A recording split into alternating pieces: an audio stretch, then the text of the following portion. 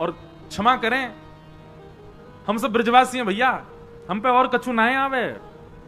हम सबंसों ठाकुर जी की प्रीति यही मारे सबसे ज्यादा है। केवल 11 वर्ष 56 दिन की लीला है ठाकुर जी की ब्रजमंडल की, लेकिन पूरे विश्व पे भारी पड़े। काय को? पूरी कृष्ण लीला पे भारी पड़े हमारे ब्रज की लीला। काय को? क्योंकि प्रेम प्रधान है। तो भैया ठाकुर जी की सेवा में, ठाकुर जी की लीला में, ठाकुर जी के नित्य ध्यान में कोई आपसे दोष बने, कोई अपराध बने, कोई भाव रखो मत रखो, पर एक चीज को भाव रखो कि प्रेम प्रधान रखो। प्रेम होगो कोई अपराध नहीं बनेगा। प्रेम भाव को प्रधान रखो। ठाकुर जी की ये वृंदावन बिहारी लाल क्यों प्रकट भये? स्वामी श्री हरिदास जी के प्रेम के वश प्रकट भये। हितरिवंश महाप्रभु के प्रेम से प्रसन्न है करके श्री राधा वल्लभ लाल जी वृंदावन पधारे। हितरिवंश महाप्रभु के अनन्य सेवक श्री हरिराम व्यास जी के प्रेम से प्रसन्न है कि जुगल किशोर जी प्रकट भये। गोस्वामी श्री गोपाल भट्ट गोस्वामी जी के प्रेम से, शालिग्राम से श्री राधारमण जी प्रकट भये। सबने अपने प्रेम से प्रकट किया और ठाकुर जी को प्रेम प्रधान। और वो प्रेम सिखावे कौन? श्रीमद् भागवत की कथा। इसलिए यहां ज्ञान लेवे के काजे, वैराग्य लेवे के काजे आप सब नहीं हो, ये सब सुनवे के काजे हो, थोड़ा थोड़ा जीवन में छिड़काव करवे के काजे हो, पर मूल रूप से तो प्रेम की शिक्षा लेवे के काजे बैठे हो कथा में। प्रेम। ऐसी भागवत जी की कथा का निर्माण किया। श्रीमद् भागवत को निर्माण करके अपने पुत्र सुखदेव जी को प्रदान किया। सुखदेव जी ने वही भागवत की कथा परीक्षित को सुनाई और यहां सूक्ष्म महाभारत का प्रसंग सुनाया गया। सौनक आदि ऋषियों ने प्रश्न किया, बोले महाराज ये परीक्षित कौन है, इनके बारे में हमको विस्तार से बताओ, इनको 7 दिन में मरने का श्राप क्यों लगा? तब यहां से महाभारत का प्रसंग शुरू होता है कि यदा मृधे कौरव संजयाना वीर स्मथो वीर गतिम गतेषु ब्रकोदरा विग्ध गदा विमर्श भ्रगनोरुदंडे धृतराष्ट्रपुत्रे। किसी का प्रश्न आया था आज कि भगवान ने अर्जुन को ही क्यों स्वीकार किया? योग्य तो युधिष्ठिर भी हैं, योग्य तो नकुल सहदेव भी हैं, योग्य तो भीष्म पितामह भी हैं, पर भगवान ने अर्जुन को ही क्यों स्वीकार किया? बहुत अच्छा प्रश्न है और समझने योग्य बात है। युधिष्ठिर जी धर्म में प्रधान है, इसलिए उनका नाम है धर्मराज युधिष्ठिर। उनका धर्म अति श्रेष्ठ है। ठाकुर जी को प्रिय लगते हैं पर स्वीकार नहीं किया, इसलिए कोई धर्म के आचरणों को ही पूरे दिन लिखते लिखते करता रहता हो कि ये धर्म में करना है, ये धर्म में करना, ठाकुर जी का प्रिय बन जाएगा, पर ठाकुर जी उसको संग रखें इतना प्रिय नहीं लगेगा ठाकुर जी को। नकुल सहदेव बुद्धिमान है, स्वरूपवान है, पर आपके स्वरूप से, आपकी बुद्धि की चाटुकारी से, आपकी चतुराई से ठाकुर जी इतने प्रसन्न नहीं होंगे। प्रिय लग सकते हो पर प्रसन्न होकर ठाकुर जी गले में गलवैयां डाल लें, ये ठाकुर जी नहीं करेंगे। तो ठाकुर जी को रिझाने के लिए धर्म का आचरण नहीं चलेगा, ठाकुर जी को रिझाने के लिए बहुत बुद्धिमान होने से काम नहीं चलेगा, ठाकुर जी को रिझाने के लिए बहुत बलवान, बहुत ज्ञानवान, बहुत धनवान, इन सबसे आप ठाकुर जी के समीप भले ही पहुंचो। द्वारिकाधीश मंदिर में आगे बैठ के दर्शन करने हैं, पैसा देके बैठ जाओगे, आप समीप पहुंच सकते हो, पर स्वीकार ठाकुर जी हजारों लोगों में बैठे कौन को कर रहे हैं ये ठाकुर जी जाने। इतने सब लोगों में अर्जुन स्वीकार क्यों किया गया? क्योंकि अर्जुन के पास में सब कुछ है पर सब कुछ गौड़ है, प्रेम प्रधान है।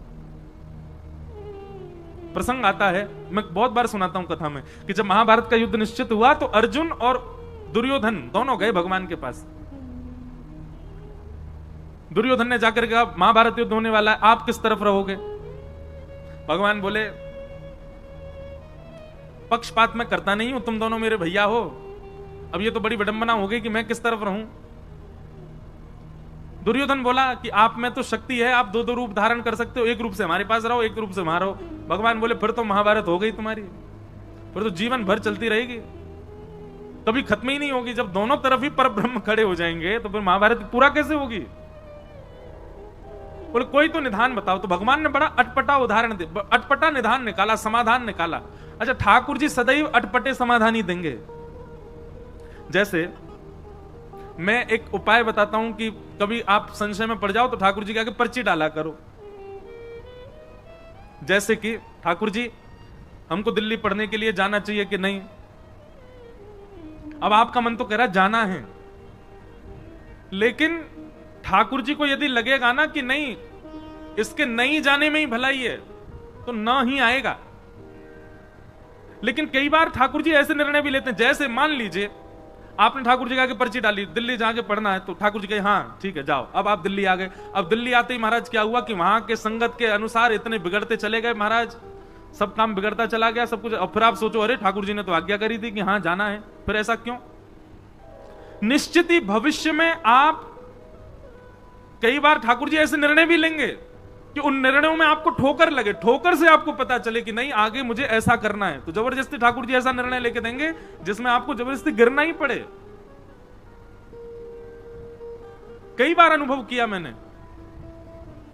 हम कुछ पूछते हैं लाल जी से, अपने लाल जी के आगे पर्ची डालते हैं, तो लाल जी जो देते हैं ना, तो अब तो मैं जानने लगा हूं, अब तो मैं समझ गया हूं कि जो आएगा इसका मतलब यह है जो तू चाहता है वो नहीं मिलेगा, जो तेरे लिए जरूरी है वो मिलेगा। इसलिए ठाकुर जी के सामने जब कुछ संशय रखो तो उसमें यह मत सोचना कि आपको जो चाहिए ठाकुर जी वो देंगे, आपके लिए जो जरूरी है वही ठाकुर जी बताएंगे। और एक बात हमारी मान लीजिएगा, ठाकुर जी के आगे ये पर्ची डालने वाला काम इतना परेशान मत करना उनको कि रोज ही डाल रहे हो, हर बात पे पूछे रहे हो चाय पिए कि नहीं पिए बताओ। इतना परेशान मत करना। कई अपने जीवन के निर्णय स्वयं लीजिए, जब बहुत ज्यादा लगे कि अब इसमें मुझे क्या ही करना चाहिए आप बताओ।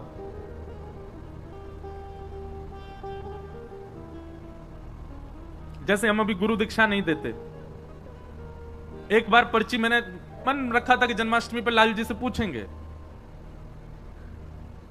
तो अचानक मेरे मन में आया कि आज जाके ठाकुर जी से पूछूं, बताओ हम गुरु दीक्षा देंगे। बहुत सारे लोग आते हैं कि दें। अब कभी कभी मन में कई एक तो मुझे ऐसे मिले, वो कह रहे वो आप चाहते नहीं हो कि हम भक्ति मार्ग में आगे बढ़े इसलिए हमको दे नहीं रहे हो। मैंने भैया ऐसे मत कहो, कुछ भाव है इसलिए नहीं दे रहा। तो ठाकुर जी से हम पूछने गए, तो जैसे ठाकुर जी के आगे पर्ची डाली, उठाई तो उसमें आ गया नहीं अभी मत दो। हमने जाके अपने पिताजी को बताई, पिताजी ठाकुर जी अभी मना कर रहे हैं दीक्षा देवे की। पिताजी ने समय देखा, बोले 2 बज रहे हैं लाला दोपहर के, और ठाकुर जी के गैया चरावे को समय है, ठाकुर जी अपनी गैया को हाँक रहे हैं, तू पर्ची डाल के उनको परेशान कर रहा हो। तो गुस्सा में कहिए नहीं ले जा। बोले जब ठाकुर जी बिल्कुल बैठे हो, आराम कर रहे हो, कोई काम नहीं हो, लाल जी लीला में ही रहते हैं ना, आपको देखने में लग रहे हैं कि वो सिंहासन पर लीला चल रही है ठाकुर जी की। इस समय ठाकुर जी गैया चरा के लौट रहे होंगे, अब कितने बज गए 6 बज गए, आ गए, अब फल पा रहे होंगे। और फल पा करके फिर यशोदा मैया पहुंचेगी, ठाकुर जी के हाथ पामन को पहुंच के फिर आरती करेगी, अरे मेरो लाला आएगा गैया चरा के आयो। फिर ठाकुर जी सब बताएंगे, आज मैया वो गैया ने ऐसी लात मारी मेरे तो यहाँ लग गई, माँ गयो मैया वहां ऐसे बनचर जीव मिले, सब मैया से बतियामेंगे, फिर मैया को बताएंगे आज कहा पावे को मने, फिर पावे बैठेंगे। ऐसे ठाकुर जी की लीला तो चलती रहती है, कभी विश्राम नहीं होती। मेरे आपके लिए हमें ऐसा लगता है कि ठाकुर जी जड़वत हमारे सामने बैठे हैं, पर यही प्रेम स्वरूप यदि आपके चित्त में आ जाए तो आप जब देखोगे तब लगेगा कोई लीला चल रही है। इस समय ठाकुर जी किसी लीला में, हमारे पिताजी बोले कि लीला में ठाकुर जी अभी गैया चरावे गए, तू पर्ची डाल लो है। बोले जब ठाकुर जी अनवसर में हो, कोई काम ना कर रहे हो तब डालियो। तो पर्ची डालने का, कोई भी बात पूछने का सबसे बढ़िया समय रात्रि में जब ठाकुर जी शयन में जा रहे हो, तब ठाकुर जी को भोग लगावेगा तब पर्ची डालो। और इतना समय प्रदान करो लाल जी, सुबह जब मंगला होगी ना तब हम पर्ची उठाएंगे। रात भर में आपको जो चाहिए इसकी जिद मत करना भगवान से, हाँ ही दे दियो यहां से काम करने को नहीं, मेरे लिए जो उपयोगी आप बताना। और फिर ठाकुर जी जो दे दें उत्तर, उस पर इतना विश्वास कर लेना, इतना विश्वास कर लेना। आज हम सही बता रहे हैं, हमने अपने जीवन में ज्यादा नहीं 5 या 6 बार ही ठाकुर जी से पूछा होगा, पर कई निर्णय ऐसे थे जिसमें मन व्यथित हुआ कि नहीं ये तो ठाकुर जी आपको ऐसे नहीं कहना था, ये तो इसमें भलाई होती, ठाकुर जी आपने मना कर दिया। पर जब ठाकुर जी की बात को माना गया तो फिर उसका प्रतिफल मीठा ही मिला। कई बार ठाकुर जी ऐसे निर्णय भी ले देंगे कि जिससे आपको ठोकर भी खानी पड़े तो भी विश्वास मन में रखना, कोई बात नहीं, ठाकुर जी ने गिराया भी हमारी भलाई के लिए। तो दुर्योधन और अर्जुन दोनों गए भगवान के पास और भगवान से कहा महाभारत युद्ध में आप किस पक्ष में रहोगे? तो भगवान ने बड़ा अटपटा निर्णय लिया, अटपटा ही लेते हैं। बोले सुनो, एक तरफ मेरी सेना रहेगी, भगवान की सेना छोटी मोटी नहीं है, अद्भुत द्वारिका की सेना एक तरफ रहेगी और एक तरफ अकेला मैं रहूंगा। लेकिन मैं जिस तरफ रहूंगा उस तरफ शस्त्र नहीं उठाऊंगा, बिना शस्त्र के रहूंगा जिस तरफ भी रहूंगा। तुम लोग मुझसे बाद में मत कहना कि भाई तलवार उठाओ, धनुष उठाओ, भाला उठाओ, जे उठाओ, कुछ नहीं, खाली हाथ रहूंगा। एक तरफ मेरी सशस्त्र सेना और एक तरफ अकेला बिना शस्त्र का मैं। अब दोनों चूज कर लो, कौन मुझे ले जाएगा, कौन सेना को। तो निश्चित है मैं और आप भी अगर दुर्योधन की तरफ होते तो हम भी भगवान को ठुकरा देते। नहीं मांगते हम ठाकुर जी को।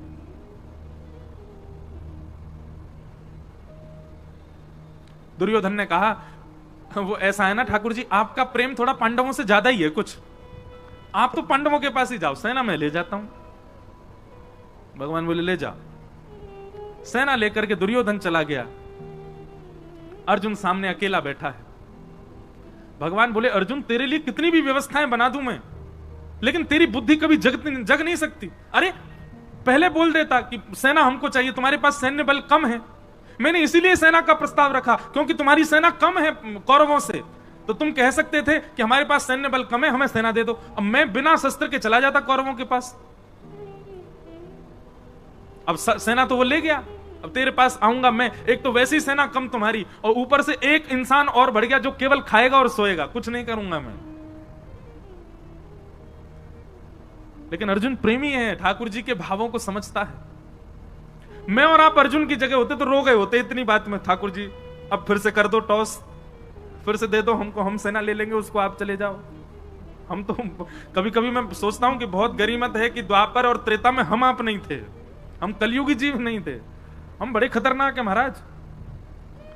भगवान बलि के यहां गए, वामन बन के गए और संकल्प लेते विराट हो गए, 2 पग से तीनों लोग नाप लिए, तीसरा पग रखने के लिए भगवान पर पास जगह नहीं बची, तो बलि ने कहा तीसरा पग मेरे सिर पर रख दो।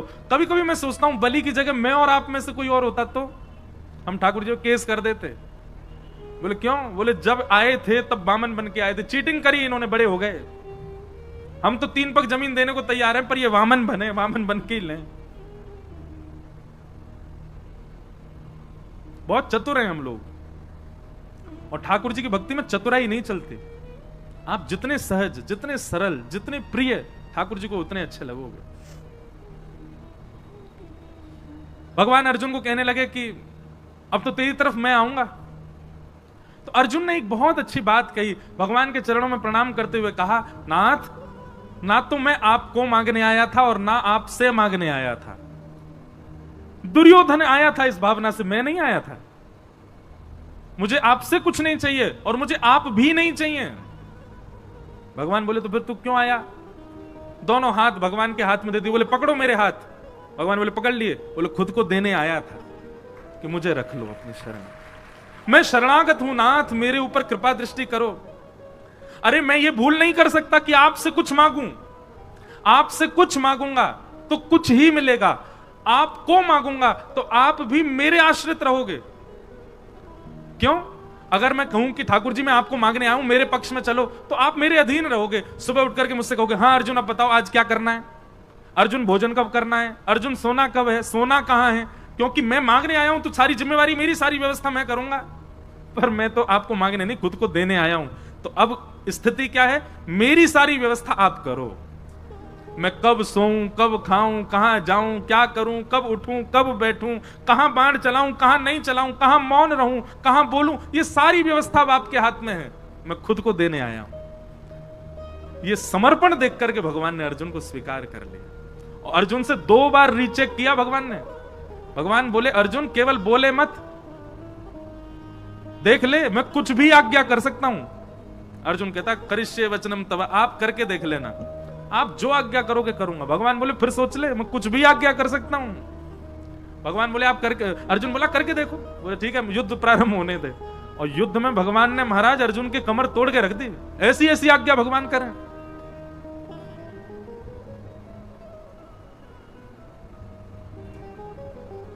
लेकिन हर आज्ञा को स्वीकार किया अर्जुन ने। इसलिए भगवान ने अर्जुन को स्वीकार किया। क्यों? क्योंकि बाकी सब तो ठाकुर जी से मांग रहे हैं, ठाकुर जी को मांग रहे हैं, पर अर्जुन ने तो खुद को ठाकुर जी को दिया, खुद को अर्पित किया, समर्पण किया। समर्पण किया, इसलिए भगवान उसके सारथी बन गए। और सारथी का मतलब कोई भगवान की पदवी कम नहीं हो गई है, बल्कि और श्रेष्ठ। हम सबको अपना सारथी ठाकुर जी को। सारथी मतलब कौन? जो राह दिखावे, जो लेकर के चले, कहां जाना है, कहां मुड़ना है, कहां बैठना है, कहां चलना है, ये सारथी ही तो कर सकता है। सारथी के अधीन होता है पीछे बैठा व्यक्ति। हर व्यक्ति अपना सारथी श्री कृष्ण को बनावे। जहां ले चलोगे वहीं मैं चलूंगा, जहां नाथ रख दोगे वहीं मैं। ये जीवन समर्पित चरण में तुम्हारे, तुम ही मेरे सर्वस्व, तुम ही प्राण प्यारे। तुम्हें छोड़कर नाथ किससे कहूंगा, जहां ले चलोगे वहीं मैं चल। हम लोग ऐसे नहीं जी सकते। हम लोग तो बड़े खतरनाक है महाराज। सुख संपत्ति घर आवे, कष्ट मिटे तन का, ओम जय जगदीश हरे। और अंत में गाते गाते वो, तेरा तुझको अर्पण क्या लागे मेरा, ओम जय जगदीश हरे। मेरा क्या है नाथ, सब आपका ही तो है। भगवान कहेंगे लाओ चलो वापस करो हमको, ये घर, ये दुकान, ये गाड़ी सब मेरी है, लाओ सब द्वारिकाधीश को अर्पित करके आओ। अरे ठाकुर जी वो तो आरती में लिखा इसलिए गा रहे थे हम, ऐसे थोड़ी कि आपको सब ले ही लेना है। अर्जुन जैसा समर्पण नहीं है हमारे पास। अर्जुन जैसा समर्पण लाओ। भगवान ने एक बार कह दिया तो ना, हां तो हां, ऐसा समर्पण था अर्जुन का। इसलिए भगवान ने अर्जुन को स्वीकार किया। कोई समर्पित हो अर्जुन के भांति। और एक बात मैं कथा में कहा करता हूं, भैया अगर आपकी इस कथा को सुनकर के मन में आ गया हो कि हम भी अर्जुन की तरह समर्पित होंगे, तो पहले ही ध्यान रखना, कस करके सीट बेल्ट बांध लेना अपने जीवन रूपी हवाई जहाज में। क्योंकि जैसे ही आप ये निर्णय लोगे कि अब जो ठाकुर जी जो कहेंगे हम वही करेंगे, ठाकुर जी जो देंगे वही पाएंगे, ठाकुर जी जो चाहेंगे वही होगा, तो फिर बहुत ऊंची विमान की ऊंचाई होगी, रोलर कोस्टर जीवन बन जाएगा। कब ऊपर, कब नीचे, कब यहां, कब वहां, कब हमारा झकझोर के फेंक देंगे ठाकुर जी। लेकिन कभी छोड़ेंगे नहीं। एक बार यदि कोई समर्पित हो गया तो निश्चित है ठाकुर जी उसके साथ खेलेंगे बहुत, पर उसका हाथ छोड़ नहीं सकते।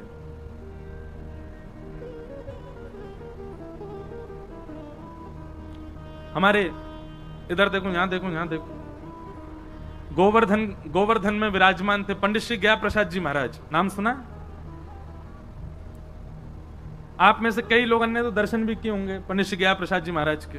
कौन यहां कोई है जिन्होंने दर्शन किया? हाथ ऊपर करो।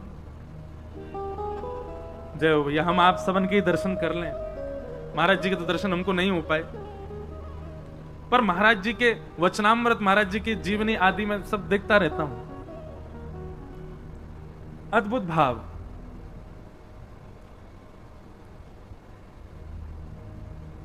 सब लोग सावधानी से कथा सुनो, कोई आए कोई जाए, आप तो बस भाव से सुनो कथा। पंडित जी महाराज की वाणी में एक बात बड़ी बढ़िया लगती थी।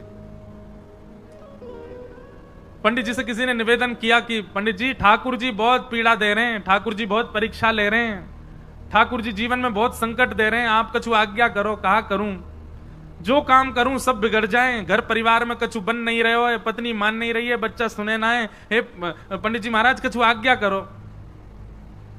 पंडित श्री गया प्रसाद जी महाराज आज्ञा देते हुए कितनी अच्छी बात कहते, बोले अरे भैया, ब्रजभाषा में ही बोलते, बोले जी कन्हैया है ना, जाको खेलवे को बड़ो मन करे, सो जे हमारे संग खेल खेलो करे। कभी पत्नी को उठाए दे, कभी बालकन को उठाए दे, कभी काम बिगाड़ दे। जाके हम सबरे खिलौना है, जो हमारे संग खेल है। लेकिन भैया या बात से दुखी मत हो कि ठाकुर जी खेल काहे को रहे, बल्कि ठाकुर जी से प्रार्थना करो जितनो मन चाहो ठाकुर जी उतनो खेलो, पर खिलौना बदलना नहीं चाहिए, मैं ही रहूं आपको खिलौना, खूब खेलो। जैसो जीवन देनो है मुंह को दे दो, लेकिन नाथ मेरो त्याग मत करो। अब ये भी एक भाव मन में आ रहे हो कि हम सब गा रहे हैं कि हरि जी मेरे अवगुण चित्त ना धरो। मेरे अवगुणों को ठाकुर जी आप देखना नहीं। तो मानो ये पंक्ति गानी प्रारंभ करी तो पहले पूज्य गुरुदेव भगवान आए, फिर पूज्य श्री रसिया बाबा महाराज आए, भगवती प्रसाद गंधर्व जी आ गए। तो मानो ठाकुर जी ने 3 महापुरुष भेज के प्रमाणित कर दिया, ना धर रो अवगुण तेरे चित्त में, तू चिंता मत करे। ये 3 वैष्णवन को भेज करके ठाकुर जी मानो ये कह रहे हैं कि भैया आप प्रत्यक्ष प्रकट है कि ठाकुर जी ना कहेंगे कि तेरे अवगुण में ना देख रहो, ना विचार कर रहो। तो यही भाव से मानो ठाकुर जी प्रमाणित कर रहे हो, कोई बात ना भैया, क्षमा किए, तेरे अवगुणन पे मेरी दृष्टि ना है, तू आनंद कर। तो ऐसी भावना है। रसिक जनों के पद बड़े अद्भुत हैं। हमारे अष्टछाप के कवि गोस्वामी तुलसीदास जी की विनय पत्रिका,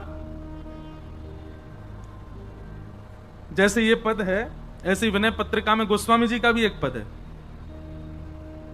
हरि जी तुम बहुत अनुग्रह कीन हो, हरि जी तुम बहुत अनुग्रह कीन हो। अब पद तो ढूंढवे तो मिलेगा नहीं, लेकिन भाव बहुत सुंदर है वहां पर भी। बोले नाथ आपने मुझे बहुत बड़ा अनुग्रह किया। भगवान पूछ रहे हैं मैंने कहा अनुग्रह किया तुम पे? तो गोस्वामी जी कह रहे हैं, बोले आपने सबसे बड़ा अनुग्रह तो यही किया कि आपने मुझे मानव बनाया। श्रीमद् भागवत में भी भगवान कहते हैं, हृदय माध्यम सुलभम सुदुर्लभम प्लवम सुकल्पम गुरुकर्ण धारम मयानुकूलेन नभस्वतेरितम पुमान भवाब्धिम न तरेत्स आत्मा। मैंने मानव के ऊपर सबसे बड़ी कृपा यही की कि मैंने उसको मानव बनाया। अरे नित्य इसी बात का धन्यवाद कहो ठाकुर जी कि हमको आपने कोई जीव जंतु तो नहीं बनाया, मानव बनाया। गोस्वामी जी का वो पद बहुत सुंदर है। उसमें गोस्वामी जी कहते हैं आपने बहुत बड़ी कृपा की कि अत्यंत दुर्लभ मानव शरीर मुझको प्रदान किया। पर ठाकुर जी हम एक अनुग्रह और आपसे चाहते हैं, एक अनुग्रह और कर दो। भगवान कह रहे हैं अब क्या चाहिए? तब गोस्वामी जी कहते हैं कि संसार रूपी विषय सरोवर में मेरी मन रूपी मछली घूम रही है। बहुत ध्यान से सुनना, संसार रूपी विषय सरोवर में मेरी मन रूपी मछली डोल रही है। कभी या मन रूपी मछली को मन पानी पूरी पे अटक जाए, कभी डोसान पे अटक जाए, कभी लस्सी पे अटक जाए, कभी ब्रजवासी पेड़ा पे अटक जाए, कभी कहीं अटक जाए, कभी पल्ली गरी वारी पे अटक जाए, कभी छतवारी पे अटक जाए, कभी कहीं अटक जाए। हे ठाकुर जी हमारी मन रूपी मछली संसार रूपी विषय सरोवर में घूम रही है। भगवान बोले तो हम क्या करें? बोले जिस प्रकार मछली पकड़ने वाला एक बांस में धागा डाल करके सरोवर के तट पर आकर के बैठता है और उस धागे में एक कुछ सामग्री लगा करके उसको नदी में फेंक देता है, सरोवर में फेंक देता है और फेंक करके मछली पकड़ने की प्रतीक्षा करता है, बैठ करके खड़ा रहता है वहीं पर ही। भगवान बोले तो बोले नाथ ऐसे ही आप अपनी कृपा रूपी वंशी लेकर के और अनुग्रह रूपी वो धागे में कछु कृपा बांध करके या विषय रूपी सरोवर में छोड़ दो। भगवान बोले तुम क्या करोगे? बोले आप खड़े खड़े इंतजार करो, विषय में घूमते घूमते घूमते घूमते जा दिन मेरो मन रूपी मछली आपके वह कृपा रूपी सामग्री से आकर के टकरा जाए, जैसे ही वह कांटे में फंस जाए सोई रस्सी खींच करके मुझको बाहर निकालनी हो। अब सुनने में तो आप लोगों को बड़ा सामान्य लगा, लेकिन ये भगवान को आज्ञा क्या दी जा रही है? आप आकर के सरोवर पर इस विषय रूपी नदी में कृपा रूपी डोर से अनुग्रह रूपी रस्सी डाल करके बैठे रहो, प्रतीक्षा करो। मैं यत्न नहीं करूंगा आपके पास आने का, आप बस कृपा रूपी रस्सी डाल के बैठे रहो। काओ दिना गलती से मैं टकरा जाऊं सो मुझको बाहर निकाल लिया। भगवान बोले गोस्वामी जी बड़े चतुर हो आप, ऐसी चतुराई भक्तन में अच्छी है। सांसारिक चतुराई ठाकुर जी को प्रिय नहीं, लेकिन भक्ति में चतुराई हो तो ठाकुर जी को बहुत बढ़िया लगे। तो हम किस विषय पर चर्चा कर रहे थे? अर्जुन। भगवान ने अर्जुन को ही क्यों स्वीकार किया? महाभारत में इतने पात्र हैं, केवल अर्जुन ही क्यों प्रिय है ठाकुर जी को? क्योंकि अर्जुन ने पूर्ण समर्पण किया है। करिष्ये वचनम तव, आप जो कहोगे वो मेरे लिए अध्यादेश है, उसके आगे किंतु परंतु नहीं कहूंगा मैं। इसलिए भगवान ने अर्जुन को स्वीकार किया। तो महाभारत का प्रसंग सुनाया गया। अब प्रसंग बहुत बार विस्तार से कहा है, थोड़ा हम आगे चलते हैं। प्रथम स्कंद विश्राम कर दें, कल फिर ठाकुर जी का जन्मोत्सव भी होना है। महापुरुषों के थोड़े वचनामृत भी सुनेंगे, तो अभी हम विषय जो प्रमुख हो उसको थोड़ा थोड़ा कह के चलेंगे। महाभारत का युद्ध विश्राम हो गया, परंतु दुर्योधन ने बदला लेने के लिए अश्वत्थामा को भेज दिया और कहा जाओ जाकर के 5 पांडवों को सोते हुए मार दो। सोते हुए 5 पांडव तो नहीं मार पाया, पर द्रौपदी के 5 पुत्र उसी शिविर में सोए थे, उसको लगा अंधेरे के कारण 5 पांडव ही हैं, निर्दोष बालक मार दिए द्रौपदी के, जिसके कारण अश्वत्थामा को बंदी बना करके भगवान की आज्ञा मान करके अर्जुन ने उसके आधी दाढ़ी मूछ शिखा छेदन करके मणिम जहार मूर्धन्यम उसकी मणि को निकाल लिया और उसको छोड़ दिया, क्योंकि ब्राह्मण था, भगवान ने मना किया, ब्राह्मण ने इसको मारना नहीं। अब इस विषय पर हम थोड़ा विस्तार करते हैं कथा में कि अगर भगवान मना कर रहे हैं ब्राह्मण को नहीं मारना चाहिए, तो फिर खुद ने रावण क्यों मारा? भगवान मना कर रहे हैं ब्राह्मण को नहीं मारना चाहिए, तो स्वयं ने नृसिंह रूप में हिरण्यकश्यप क्यों मारा?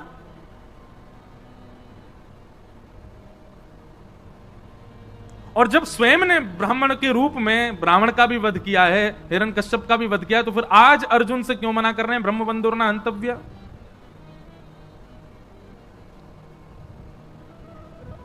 अब विषय तो बहुत बड़ा है, पर सूक्ष्म में कहूं,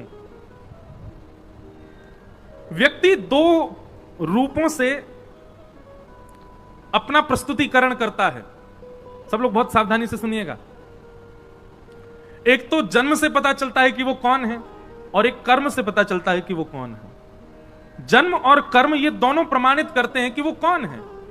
अब चाहे वो जाति हो, चाहे वो उसका स्वभाव हो, चाहे वो कोई संप्रदाय हो, सब उसके जन्म और कर्म से पता चलते हैं। पर ये बात आप सब भी स्वीकार करेंगे, पूरा विश्व स्वीकार करेगा, जन्म से आप चाहे जो भी हो, पर कर्म से अगर आप श्रेष्ठ हो तो ही श्रेष्ठ माने जाओगे। बात सही है कि नहीं है?